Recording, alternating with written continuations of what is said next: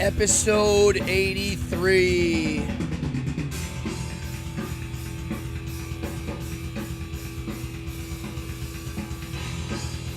Yeah, here we go.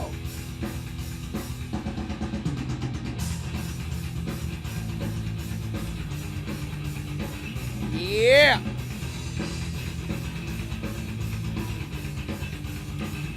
Happy Monday.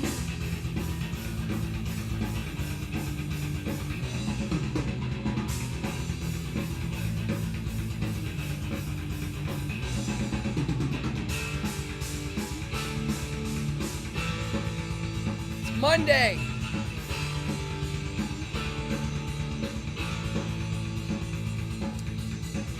Delicious. Okay.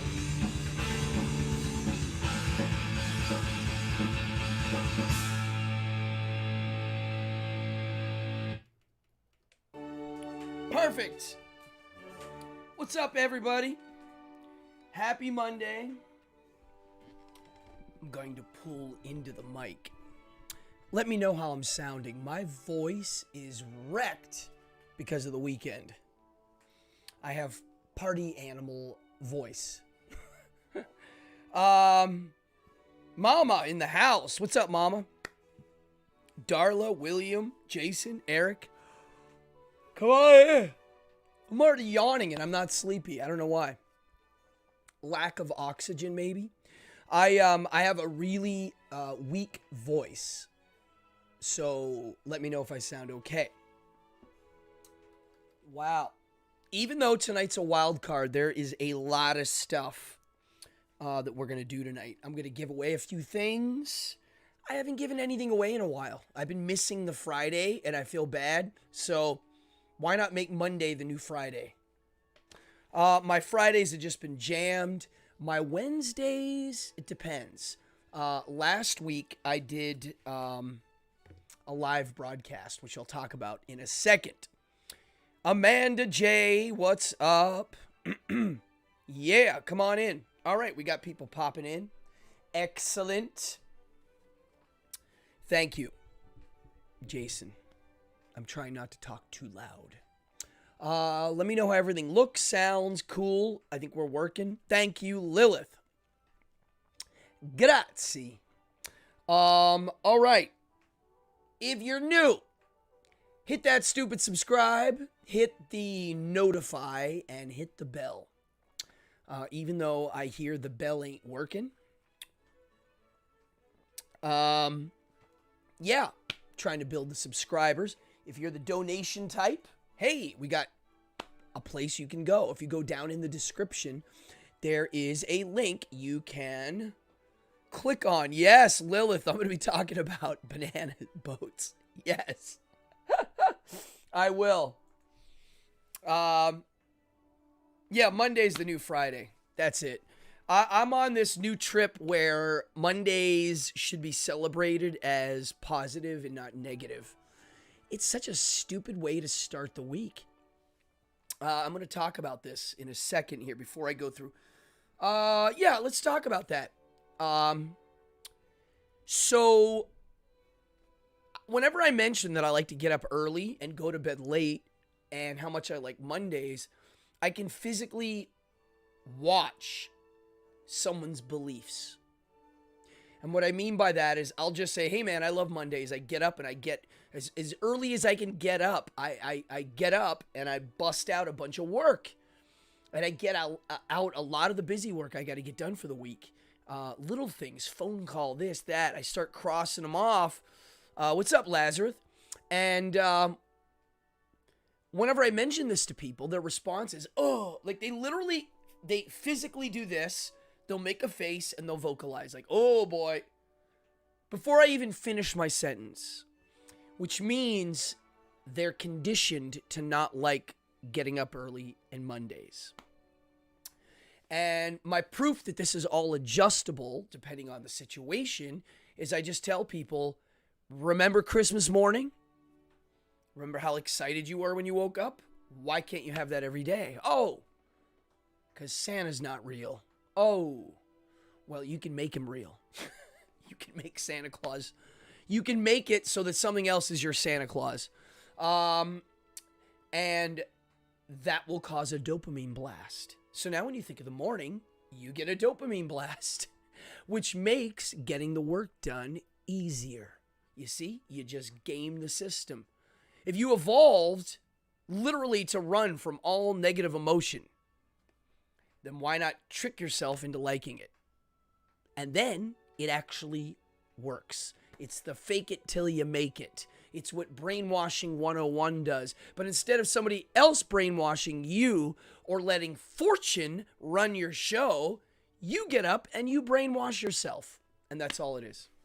So therefore, if we call Mondays the new Fridays, then we're already doing that.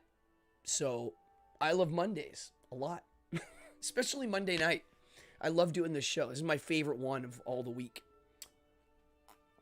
Plus, I get to share my crazy weekends. Cassandra, how are you? Cool. Come on in, people. I had a weekend I'll never forget. It was a perfect Rockaway Beach weekend. I didn't even hang out with anybody in particular.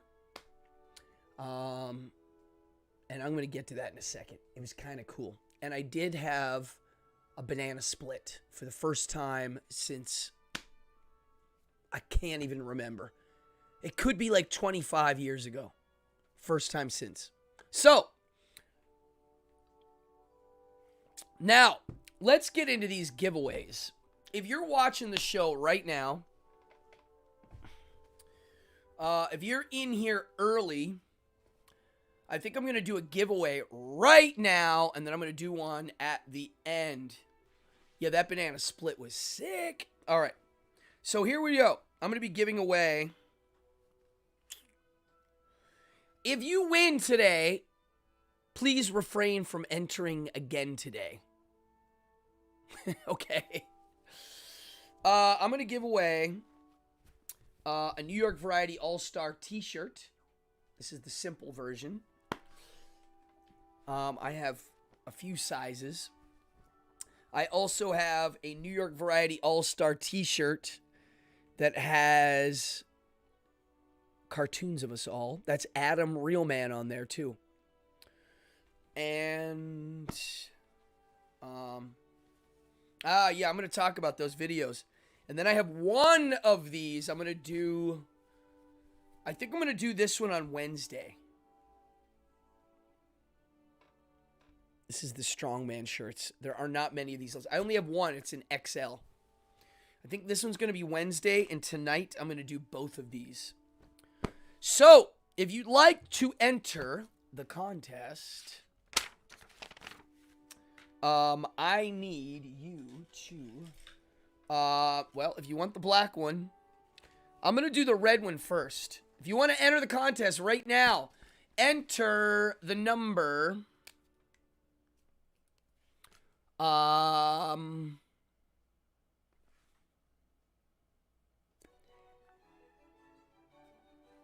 I got it. 616. Put 616 in the chat, and you will be in the game. Put 616 in the chat. If you write 616, I'm going to write you down, roll a dice in a few minutes, and you're going to win one of these shirts. The red ones first. Yeah, I like the red. Everybody likes the black one. I like the red one because if you cut the sleeves off of this, it looks very 70s. Here we go. John Winscott. Here we go. Eric Carr. I'm just going to put E. Carr. Jason.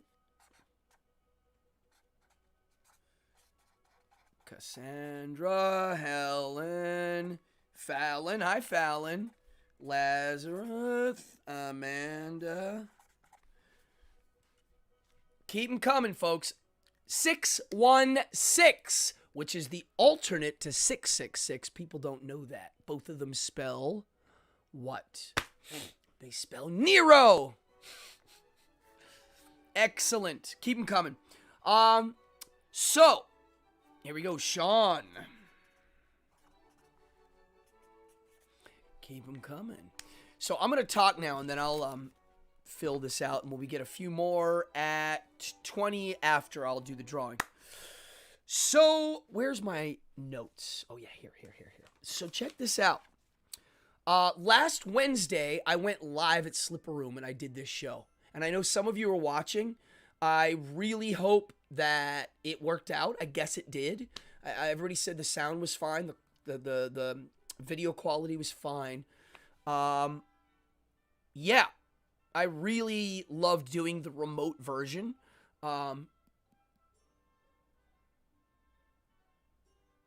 Oh, wow. You guys are going to see Clownvis in St. Louis. Awesome. Oh, I wish you luck. Here, I'll raise the old American Cup. Clownvis Presley. He's an amazing guy. I'm going to try to get him out here to do a show in New York City. Hold on. I'm going to message Clownvis right now. I just had an idea. And I am not joking. This is how I do business, folks. I just do it. Here we go. Let's message Mr. Clownvis. I'm going to type when you in. All right. I just planted a few seeds. And let's see what happens. That's what I do all day. I plant seeds and see which ones grow. So yeah, remote shows. I'm going to have to do more. Next Sunday, I'm at Slipper Room again. This Sunday coming up. And also, well, it's weird. Okay, so. Yeah, I just messaged Columbus right now. So last Wednesday, I did the Slipper Room. It was amazing. Wednesday shows are usually different. They're not as raucous and crazy as the weekend, but they're still great. Thursday, I'm at Wits End with my burlesque show I run. Amazing. This Thursday, I am not going to be at Wits End. It will be the first one I have missed since we started. And it's because I have had something planned that night for, 8-9 months. And I'm going to go do that. But that doesn't mean the show ain't going on. I have booked some go-go dancers. So there's going to be things going on. Not to the same capacity as a regular Thursday, but it will be fun. And I am going to be hanging out with a good friend of mine who I got a little story to tell. Maybe 8-9 years ago, I was performing burlesque shows like I do now. And one of my good friends, Amanda, I was hanging out with her, and we were doing a show, and her boyfriend was there, and we were all hanging out. And I know these people. I hang out with them. We do shows. I know the boyfriend. I know her. And she was running a show in Brooklyn. And the show was a regular burlesque show, and I was going to do one act in it. And it was in a new venue. So it wasn't a big venue. It was small. Decent crowd. My friend was there who's running the show and a burlesque performer. And her boyfriend was there, Paul, who he was just there to hang out. And they were going to do a raffle and give away comic books. Now, I am a comic book man. I've slowed down over the years, but I have read thousands of comic books, graphic novels, and weekly and monthly. I used to go every week and buy a bunch of books. I mean, it was stacks. I've cut that out. I do buy a graphic novel every now and then. So they were going to have, at the end, an air guitar contest. And they were like, dude, enter it. And I'm like, I don't want to enter that. I'm good at air guitar. I might be too good. And they were like, dude, we need you to enter. Only like 2 or 3 people entered. I was like, oh. I was like, if I enter, I'm going to win. And they're like, then enter it. The prize was a bunch of graphic novels. Okay. So I entered the contest and I win. I mean, there was like two people and I don't know. They weren't very good. I can rock a mean air guitar. So I'm hanging out. I get the comics, and they got comics because her boyfriend works in the comic business. Well, I never asked him what he did, really. I knew he drew something or whatever. And he's like, yeah, I draw comics. And I'm like, really? Wait, what's your last name? Mind you, I've known this guy for a while. Pope. Paul Pope. Paul Pope? He's like, yeah. I'm like, really? I'm a major fan. I didn't know it was you. What? I have all of his work.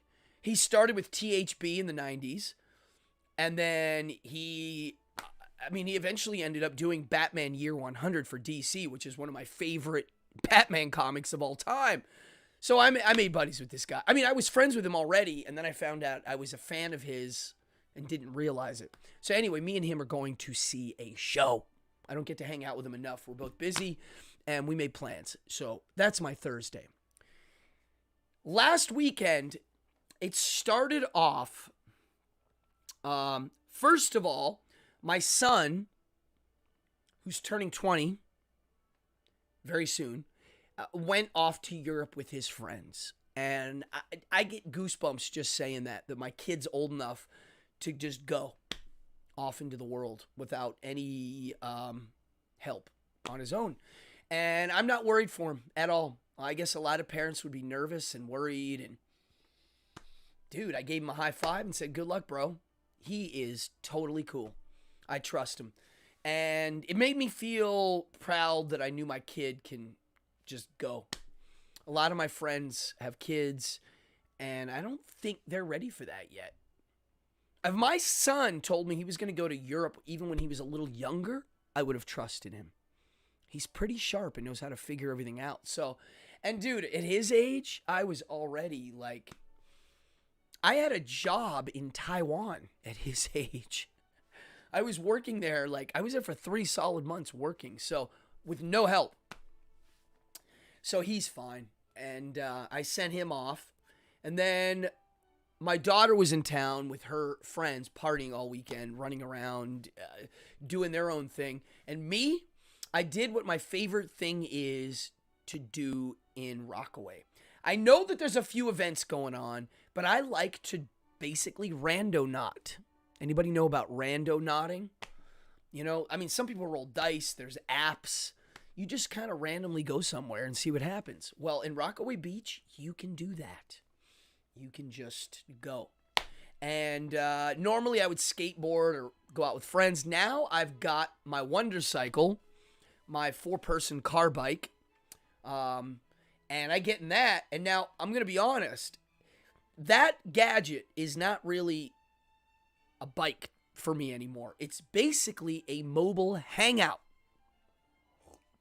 Everywhere I go, I'm able to, who's going to be my tech guy now?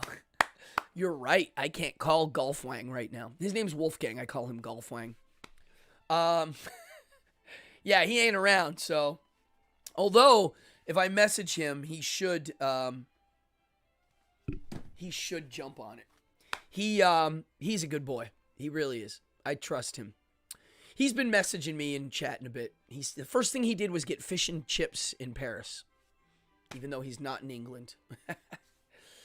I just got a response back from somebody. So September 16. Check this out. September 16, Rockaway Beach, New York City. The first ever all-male strip show. I'm not stripping. I'm booking the male strippers. It'll be the first one. So ladies and my gay friends who like male performers, their physique, come on out. It's going to be cool. I got the idea. Well, I always wanted to mix in the guys because right now, if you go to a burlesque show, there's usually one boylesque performer. I've been wanting to do it, and I thought, you know what? Let's start boom. Like, instead of it being one guy in the show, let's just do an all-guy night. And at Wits, a lot of people show up in parties, and there's a lot of girls' night out. Tons of tables of all women, an office party, just a group of girls that all hang out. We get a lot of those. So I'm doing it. We're going to make an all-male nude review. Yeah, male strippers. I will be the MC, and it's going to be awesome. September 16. August 19 is Wit's birthday. That's going to be a big boy. And then the weekend of Halloween, Wits End's going to have something Thursday, Friday, and Saturday. And I think I'm going to be working all 3 nights there. So, folks, listen. Some of the guys are definitely, yeah, a lot. Now, I'm not, that's not my game. That was my jam a long time ago. No more. I do magic. What else? So then, okay, let's get to the weekend. And then let's chat a little bit of what's going on. I made it a wild card tonight. I just wanted to talk. I have a lot to talk about. I've now become an entertainment booker of sorts for Wit and his variety shows. I mean, we're doing everything there now. We've got sideshow, burlesque, live bands, jazz. There's a comedy night. So it's every night.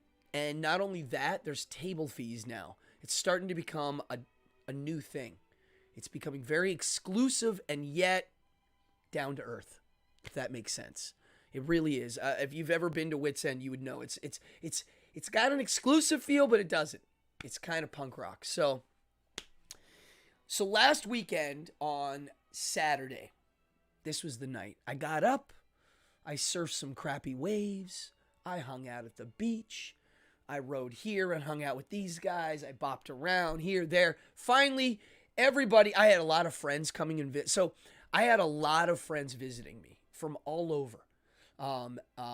Marilyn Mansfield visited with her husband and family. They were having dinner somewhere, so I went to meet up with them. My friend Penny, who's a burlesquer, and her friend were in town visiting. I mean, it was just like, hey, what's up, Joel? So it was just like, hey, Ruth. So there's a lot of people coming through. So we finally make it to Rippers. Rippers, where are we here? There's the beach. Rippers is that way, 2 blocks, 3 blocks. It is a burger joint on the beach that has a bar, and they have live music. And so Saturday night, my friend's band, the Wild Yaks, played. And in that band, I know everybody except for the keyboard guy and the drummer guy. The guitar player lives 2 houses that away. The whole band rehearses 2 houses that away. And 2 of the guys are in my Dungeons and Dragons group. So I'm very close with these dudes. Jim done. Uh-oh, maybe Jim. Hey, the older guy strippers do well. So, yeah, so I'm tight with these guys, and it's their big summer show, and they have a great following. They're putting out a record. This is a really great band, and they played a perfect show. Perfect. I mean, the sound was perfect. It was, I mean, I don't know. You can't call it sold out. It was outdoors, and you could fit 1 billion people. So, but let's just say it was sold out. It was jam-packed. I knew at least half the crowd there just because it's the neighbors and their friends and then their friends. So it was the neighborhood all there to support a thing and for us to celebrate the summer. And it was mind-blowing, cathartic, fun, emotional. It was great. It was a perfect summer night. On the boardwalk, beach, perfect weather. And then Sunday, if that wasn't enough, this chat's great.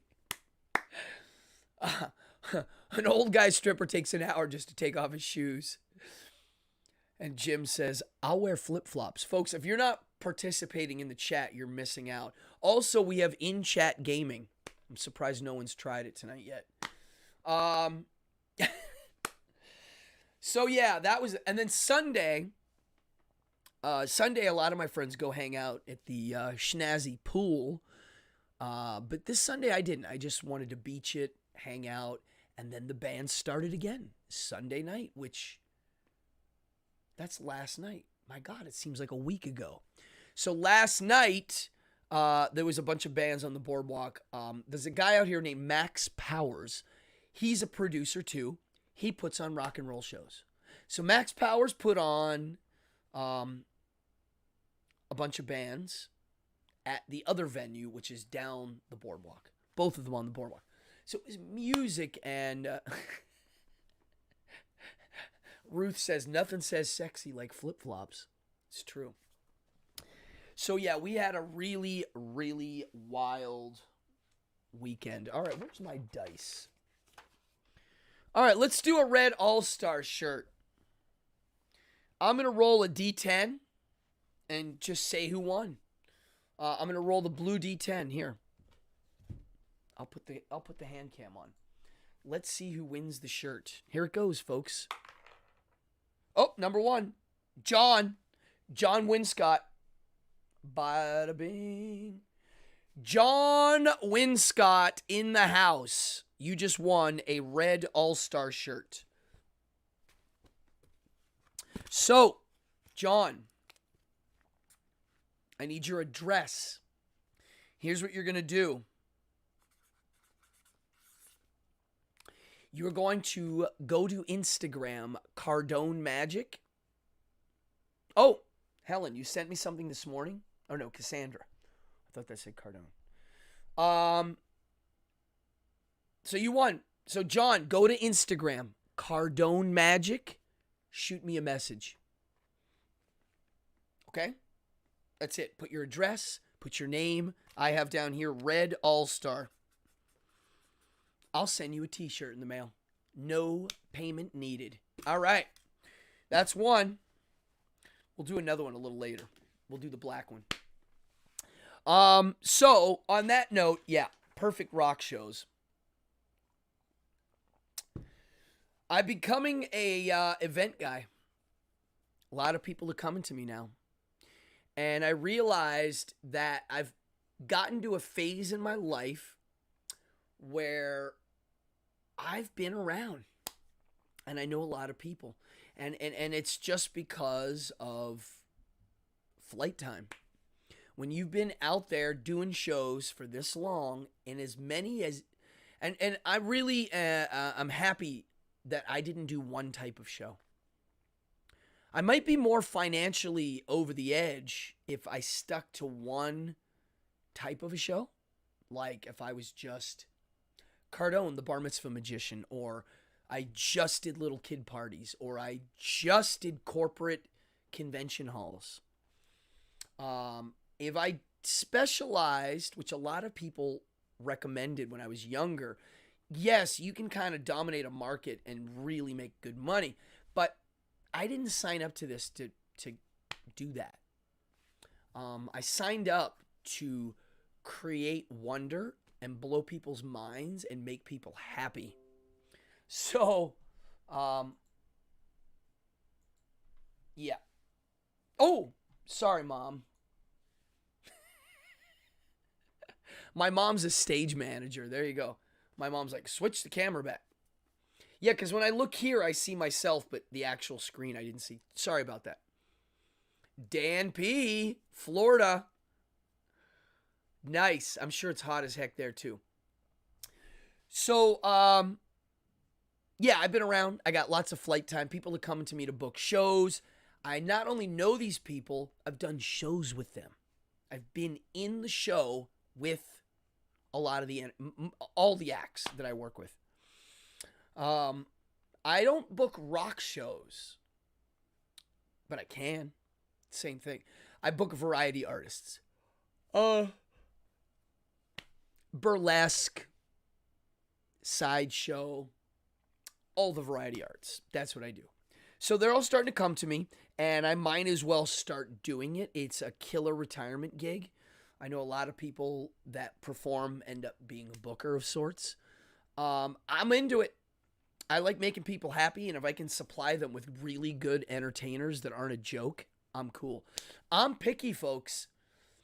I don't like most work ethics I meet in the performing business.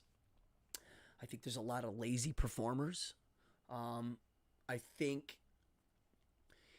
there's performers that are not qualified to be in the professional market doing professional market shows.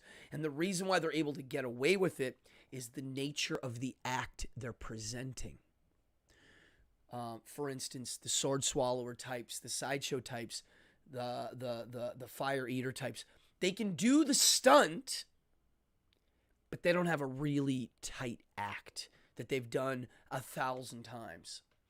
And I'm looking for the people that have done one. Yeah, well, Fran, when you get here, you're hired. I want people that have done the same act 1 billion times for different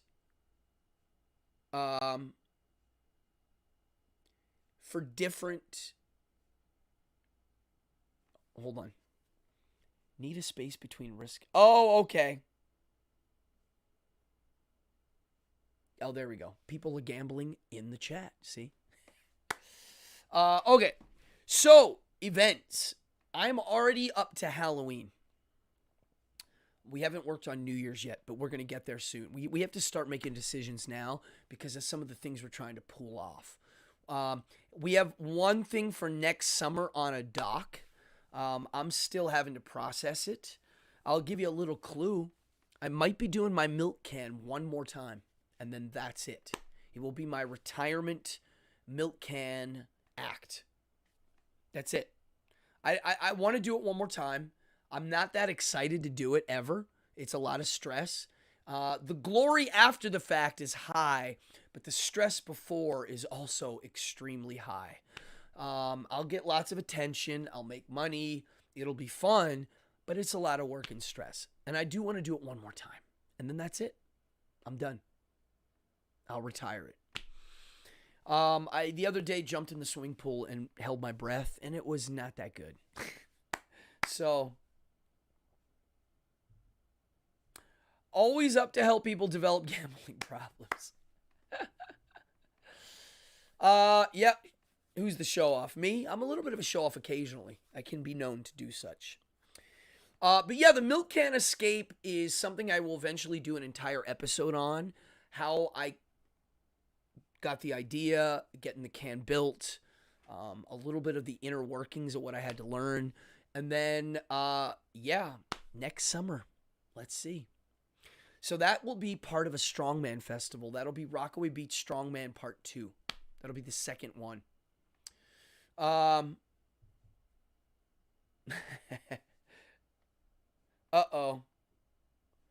Oh, now people are playing slots. I love that you guys game this. You figured out how to do all the different games. Oh, I know what I wanted to do. We're about the halfway point. I wanted to talk about some of the books I'm reading. I mentioned this the other day. The Book of Charlatans by Al-Jabari. I'm not going to read the guy's whole name. His name's really long and extreme. My crazy New York Times writing neighbor, who's awesome, her and her boyfriend recommended me this book. I got it, and I'm blown away. It is a book written by a guy in medieval Middle East, and he is writing to expose the secrets of all the charlatans, down to George makes an appearance occasionally. Yes, he does. And in this book, he literally goes through and shows you all the con games of medieval Middle East. And it's the first translation ever of this book. Oh, you did? Book of Charlatans. I'm pretty sure it's on Amazon. It's new. It just came out, so you should be able to get it. It's not, even though it looks thick, it's half this, because half the page is the Arabic translation. The other half's the English. And I just wanted to read to you some of the fun stuff I found in here. I am reading this book from a scholar point of view of, I'm doing some deep research. I'm trying to uncover some stuff. Because the guy that wrote this, that translated it, probably wasn't a magician. And no, he's not. Definitely not. So it goes through different con games. Some of them are like how to make yourself look like you have leprosy, and then the wizard cures you, right? Well, one of the things in here, it talks about when a sheikh is on a journey, a column of light appears coming out of his forehead. It provides as much light to the people walking with him as though it were day. Anybody know what it is? The guy had his head was glowing. So this sheikh, this shaman, this wizard would walk around at night and his head had a weird glow about it. You know what it was? He took a weird hairnet and he put actual glowworms inside the hairnet. So many that his head glowed. How cool is that? That's one of many things in here. And then there's a lot on marijuana. And all the while, the guy writing the book, what's up, sister? My sister's in the house. All while writing the book, the guy writing it, Al-Jabari, is constantly praising Allah. Almost so much that it appears he's hiding something. Maybe he himself is a charlatan, also making money. Maybe he wrote the book to hide the fact that he actually is a charlatan. We'll get to that. Radium paint, yeah. So, one of the things he talks about in here, and this is cool. Oh yeah, here we go. Love this. There's a lot of jibber jabber in here about weed.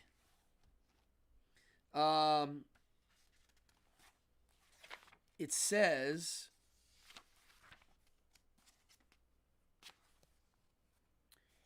here we go. They would eat the weed. So they would cook it and eat it. His brain and incites his carnal soul to do ugly things. This sounds like reefer madness. They're claiming that when you smoke weed or eat weed or you're high, you become very carnal and kind of sexual. Yeah, it doesn't say anything good about marijuana in here. It actually down talks it as being bad for you.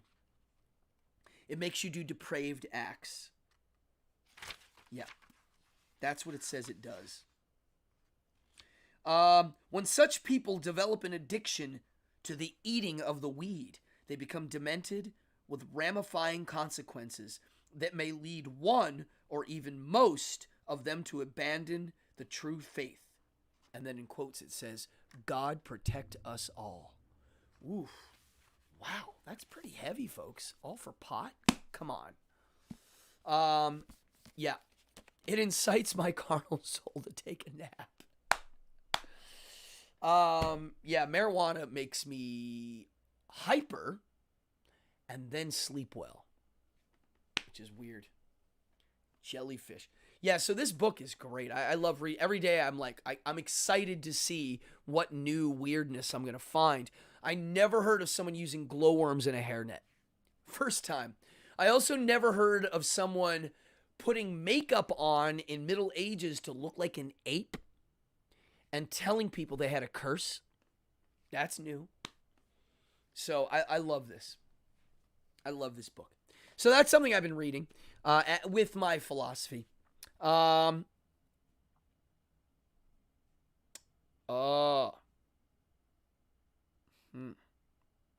I wrote down something about TV, The Devil's Curtain.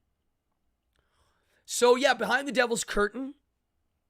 The reason why I haven't done one is because I take those episodes a little too serious. I like this show because I take it a step back from serious, which actually lets me breathe a bit. Whereas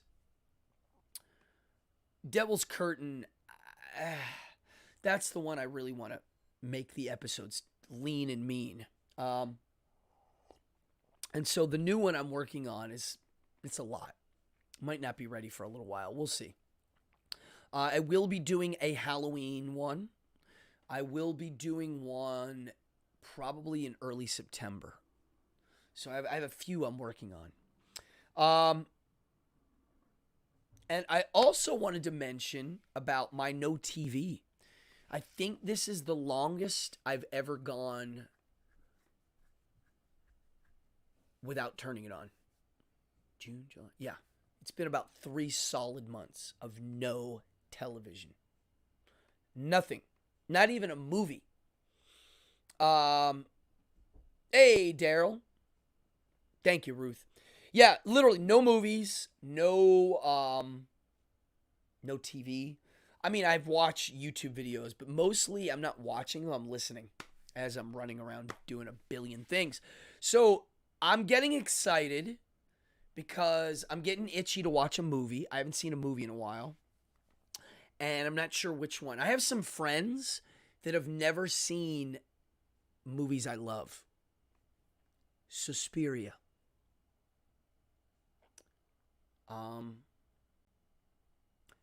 Phantasm. The Thing. What was the other one? All of these films, if I am going to do another magic method, yes. All of these films, if I'm with someone who hasn't seen them, I pretty much will immediately watch it. I like watching them over and over, but to get to be there when somebody experiences some of these movies for the first time, The Fly, Frank Langella's Dracula, that one. And I'm actually working on an episode for that one. So those movies, I'm getting ready to watch one of those again. I can't wait. I've seen them all. And I not only like Suspiria, I like the remake. Not as much, but almost. I get, The Thing. Epic, beautiful, fantastic, scary, masterpiece. All of those movies. Now, do you guys know my 2-year rule now? I have the 2-year rule. I don't know if you know about this. I've been talking about it a lot. I share it with a lot of people, but I wake up with the notion that I only have 2 years left to live, and I make all of my decisions kind of based on such. I like talking about it because it makes it happen more. And if anybody wants to make a little bit of a life adjustment, which is always a good thing to do. I don't care if you're young or old. It's always good to make a little adjustment in your life and see what it wields. Oh, you liked it too, Joel? I loved it. So, Daryl, check it out. Here's the two-year rule. Pretend you only have 2 years to live. Not one. One's too short. That's like next week. And I say 2 years because think about what you can accomplish in 2 years. A lot. You could travel. You could get you could take a college course you always wanted. And I've mentioned that to people, and they, again, do the right away as if learning something's bad. They've conditioned themselves that learning's bad. Crazy. You could read 1 billion books. You could build a house. You could... Jim says, are you going to give me that shotgun in 2 years? No. Wolfgang's next in line, and maybe he'll sell it to you. But my ghost will haunt him. If I die and he sells it, my ghost will haunt him. Everybody wants that shotgun. Anybody asking, it's a Parker special, and it's a Butte. Jim will tell you it's a Butte. I actually shot it not that long ago, Jim. I keep that thing clean, but I do use it occasionally. So here's the 2-year rule. Anytime you have to make a decision, run it through that computer. Case in example. Hey man, check out this new TV show. It's a new series on HBO. Stop. If you had 2 years left to live, would you want to watch that show? You could watch something you've already seen, like The Thing or The Fly or Suspiria, or a new movie you might not have missed that you personally put on your list, I want to see. Okay? So, there it is. Now, when I said to myself, gosh, let's pretend I only have 2 years left to live, would I passively watch television occasionally? The answer is absolutely no effing way in hell would I even consider watching TV for 2 seconds if I knew I only had 2 years left to live. Straight up. So, I know he did. So, honestly, it's made my life a lot easier. I've adjusted who I hang out with. When I make plans, I started not making them with people. It's like, I'm going to do this, and if you'd like to tag along, you'd like to. That's my new way of doing things. So anybody out there that wants to be friends with me and hang out, you just got to come hang out and tag along, because I have a whole new way of working. Listening to music, watching TV, watching films, job decisions, how much money I'm making, taking a trip, all of this 2-year rule. It's made my life easier. It's made getting up in the morning better. It adds to the Christmas morning analogy. Every morning's Christmas morning. It makes me fall asleep late but quick and get up early and fast.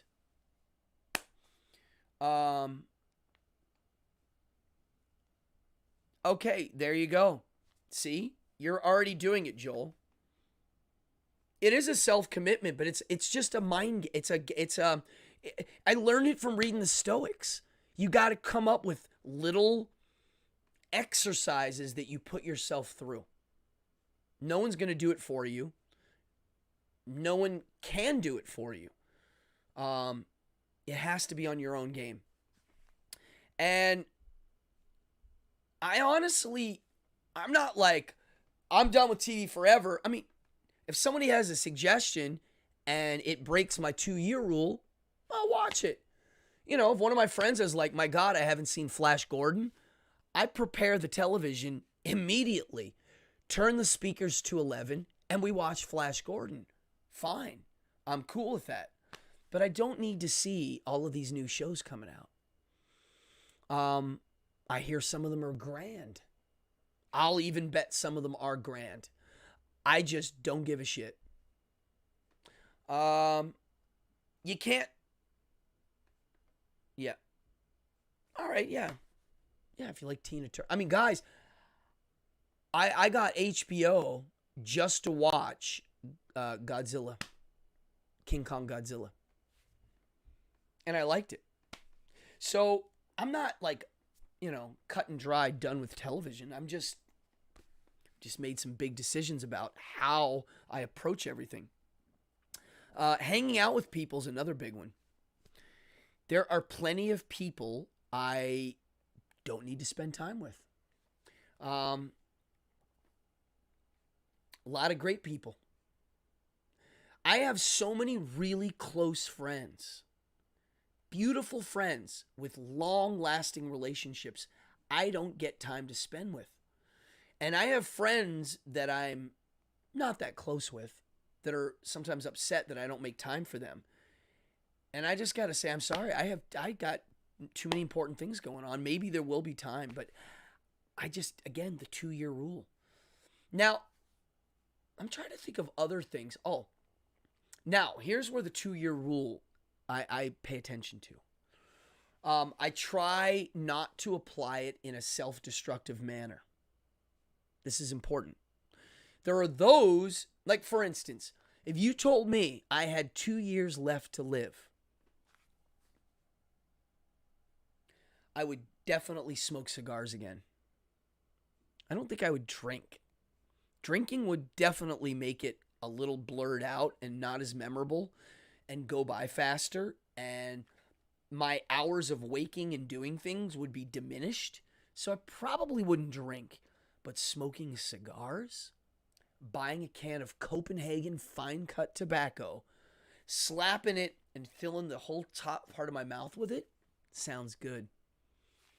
Well, you know what, Cassandra, I do like doing these shows a lot. All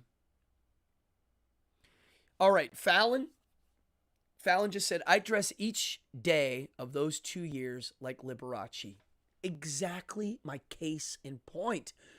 Do it now anyways. I mean, you know how to dress fancy, Fallon. You have good taste. So that's what I'm saying. That's the idea. I wrote a little essay today about how I don't really celebrate Halloween or my birthday, even though in the world I live in, those are major holidays. I don't need to do those as special days. I don't need my birthday to be a special day. I don't need it. I celebrate it every day. I really don't. Halloween too. It's just every day. So yes, it is gross. Copenhagen ring, my pocket. Copenhagen hole coming out of my mouth from eating a hole in my mouth. No good.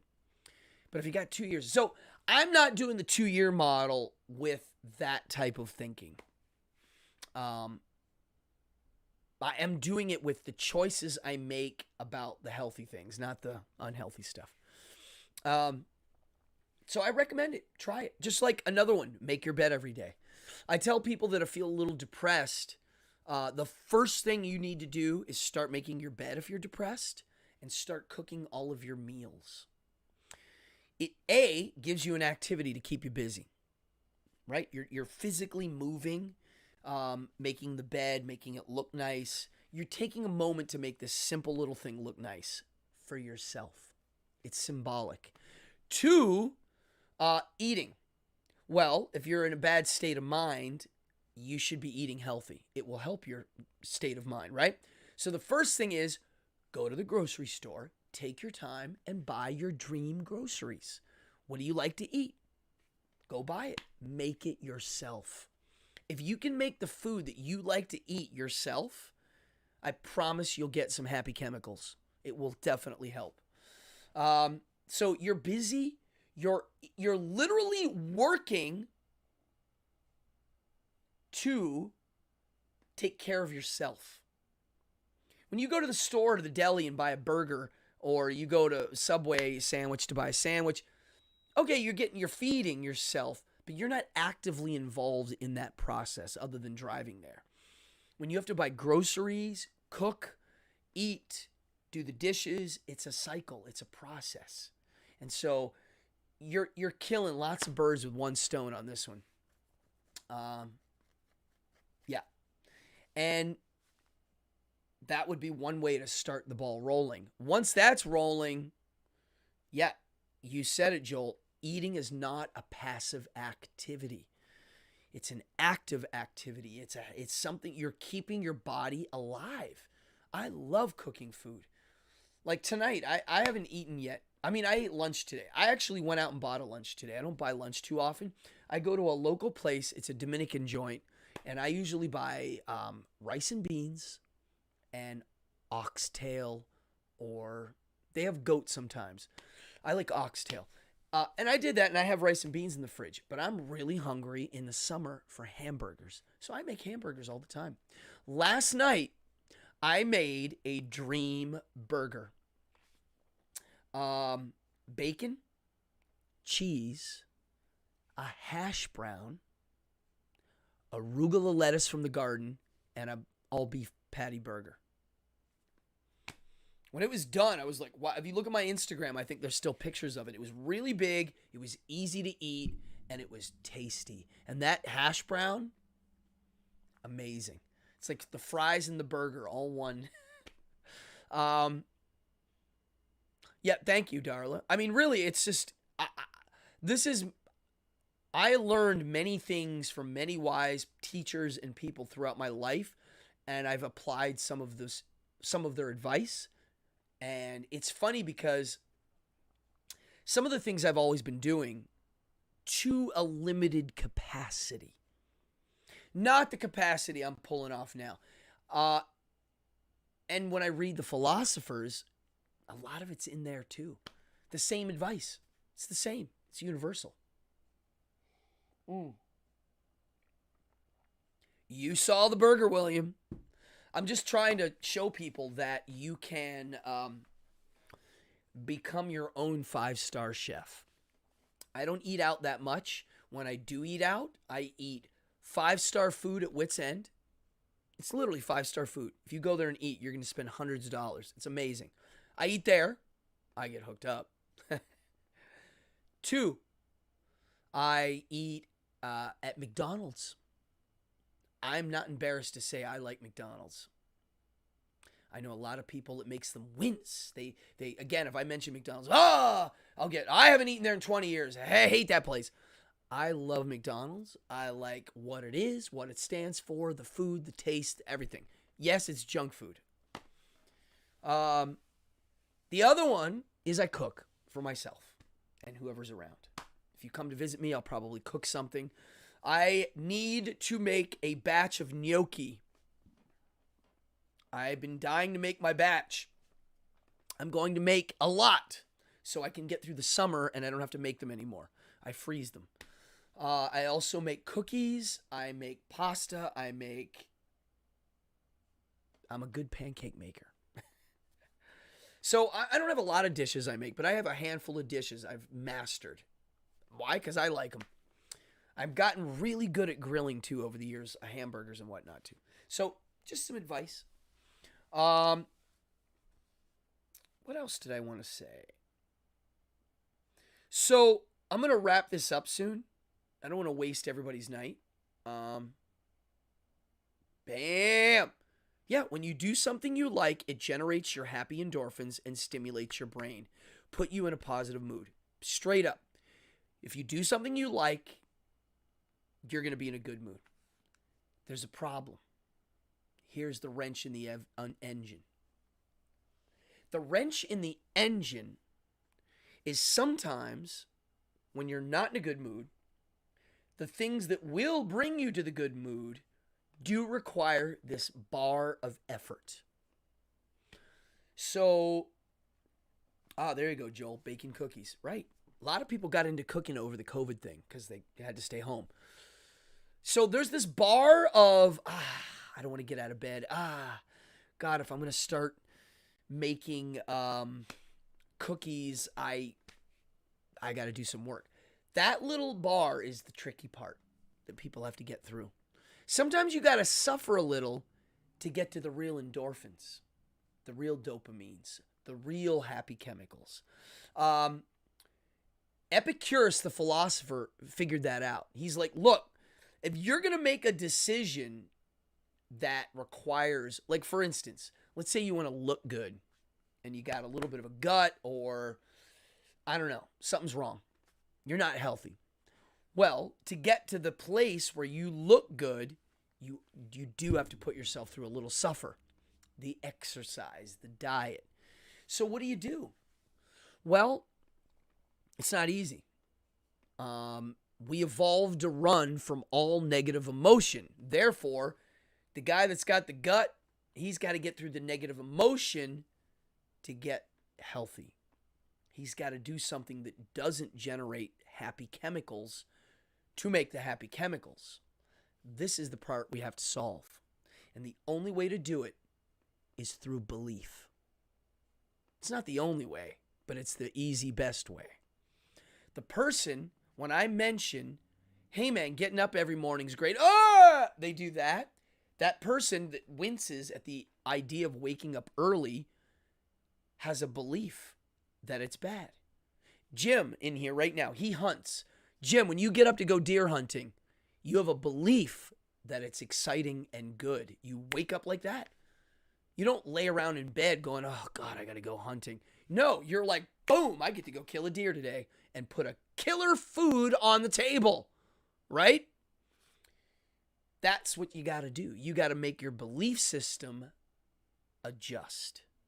And the only way to do it is to fake it till you make it. You got to really start. It's brainwashing yourself. And I don't like it when other people do it to me. I want to be in charge of it myself. And when you watch TV and the internet, you're getting, people are trying to alleviate your pain their way. And 99% of it is involved with spending money. Therefore, you should do it yourself.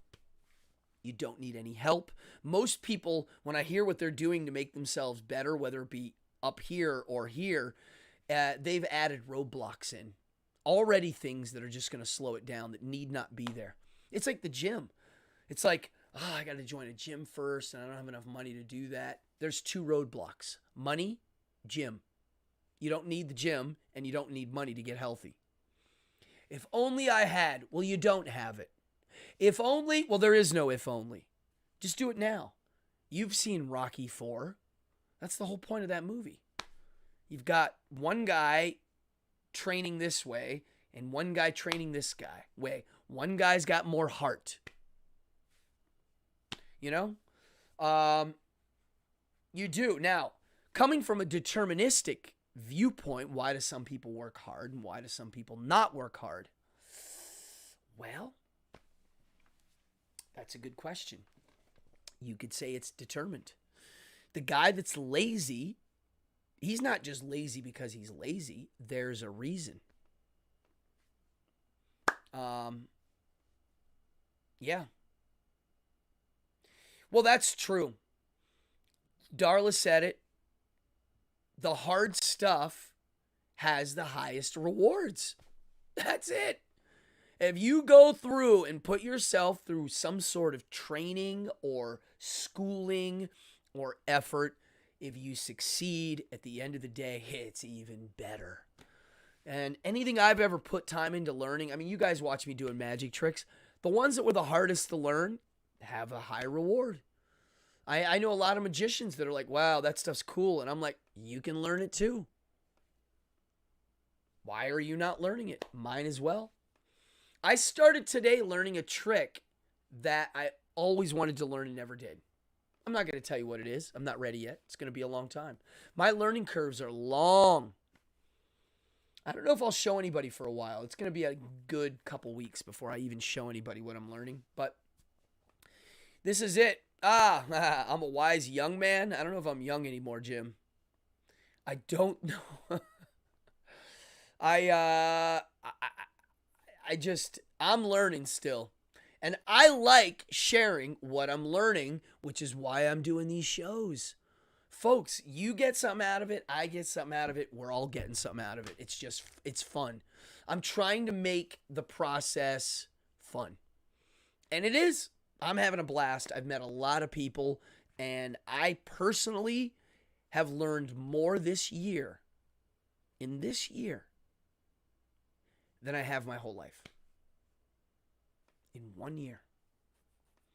I think I've read more books this year than I have since probably college.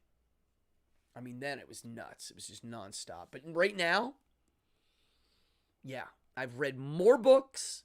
I've done more business ventures. I've done more shows since spring started than I've ever done my whole life this year. And I really do attribute it to adjustments. Little tiny adjustments that have made it easier, better. My belief system's been altered. And so far, again, it's the 2-year model. Wow, it works. Now, eventually, my 2-year model might become a reality.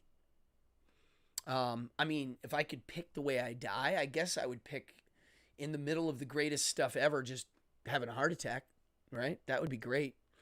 I think about getting eaten by sharks just because of what I do. I surf, and there's definitely sharks there. I'm not afraid of getting eaten by a shark, just so you know. I think about it in a very kind of amazing manner. There was some stingrays I saw this weekend. And, every now and then I'm dangling my feet, and you'll just kind of imagine seeing. That would be cool, too. But if I did get that, like, oh, man, you only got a few years left. You're sick and rotting inside. Wow. I would keep going what I'm doing. And, yeah, probably start smoking cigars again. Yeah. Oh, I know what I got to do last Friday. I got to see a boxing match. Hold on. I can't believe I didn't mention this. And then I'm going to get out of here. I brought my daughter to see amateur boxing. It was the Firemen of New York City, FDNY, versus the State Police of Massachusetts. This is the stuff of movies, folks. It was amazing. Hey, peace out, Jim. Yeah, I'm going to tap out too in a second. So it was boxing, and there was some grudge matches between firemen, and the match that stole the night, I mean, it stole the show, were high school kids. Now, when I was little, we didn't have boxing in high school anymore. I think they banned it in the 70s. But in New York City, some of the Catholic schools do it. And I'm very not into Catholic school. But I'm into boxing, high school kids boxing. My God, these kids were great. They put on a show. It was a really good boxing match. And I like boxing. I do. I'm a boxing fan. I'm not a sports guy, but I like contact sports. So, wow. I like the thing in boxing. I like the ritualistic elements. They had a color guard. They did the national anthem. They had bagpipes. They have the round girls, the round cards. So it's got some old school tropes that I like, boxing matches. They had some pros show up to walk in the ring and take some applause. It was great. So on that note, I'm going to keep my week rolling. This Wednesday, let me see here. I don't have a show. The reason why I don't have a show is I have a show upstate at a private event. If for some reason I'm back early, maybe I'll do a live one remotely. Not sure yet. You know what? I'm going to do another drawing and then we're out. Right now, in the chat, write 138. 138. And you will get in the drawing for the other All-Star shirt.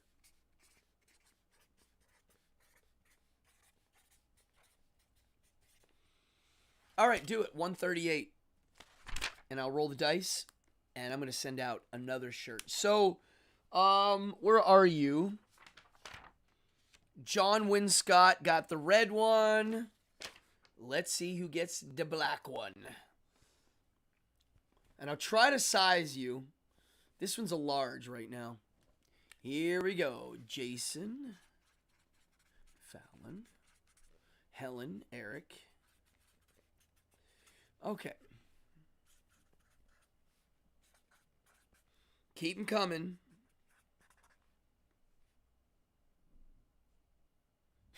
We bite. We bite. My sister's in here. If you win, Yvette, they got to know it's not rigged. Who else? Who else? Keep them coming. If you're new to this show, hit that stupid subscribe.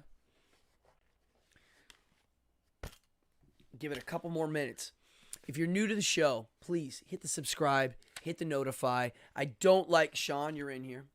I don't mind giving stuff away. I actually like it. I have a lot of crap here in this house. I love giving stuff away, especially projects and bands and shows I worked on, posters, t-shirts. I love it. Give it away.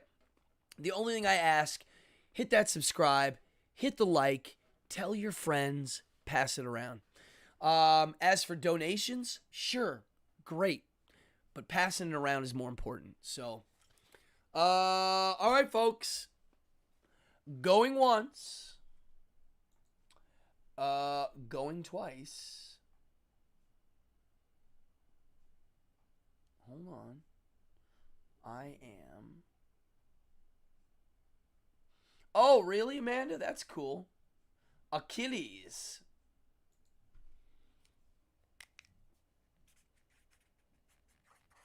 Achilles. Okay. Let me get some dice. I'm going to get a D12. All right. Let's see. Going once. Going twice. All right. Closed. Here it goes, folks. I'm going to put the hand cam on. Here goes the dice. It's a D12. And is that a 6?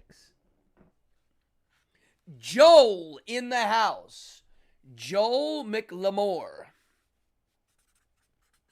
You won. I'm going to put black All-Star. You just won the black shirt. So, Joel, you need to go to Instagram, Cardone Magic, and send me a message. And say, hey, I'm the guy that won the black shirt, and I'll get it off to you. Drum roll. Boom. So there you go. All-Star shirts going out. Pass it around. Tell your friends. And I might be here on Wednesday. Not sure yet. I have a show. I'm going to be upstate. Probably not. If not, I might do a live Sunday at the Slipper Room. Not sure yet. I'm getting into these road trippy ones. I wish I could figure out how to make my Streamlabs have all the bells and whistles, but remotely. Because right now, my remote is run from my phone. That's what I got to get working next. Somehow, I might need to get an iPad or something. Not sure. I got to ask my tech guru son, but he's in France. All right, folks. I had a great time tonight, actually. I really did. I thought tonight was cool. I like these wild card ones where I just go because there's a lot of nuance to it. And it ends up there's always philosophy in here. I don't even have to try anymore. I got to be honest. When I meet people now, I quickly throw out the fishing line to see where they're at on chatting about things. And I'd say 8 out of 10 have no interest. 8 out of 10. So to the people that like this stuff, I raise a glass and say thank you and cheers. All right, folks. My name is Cardone. You're watching Evening Hour episode 83.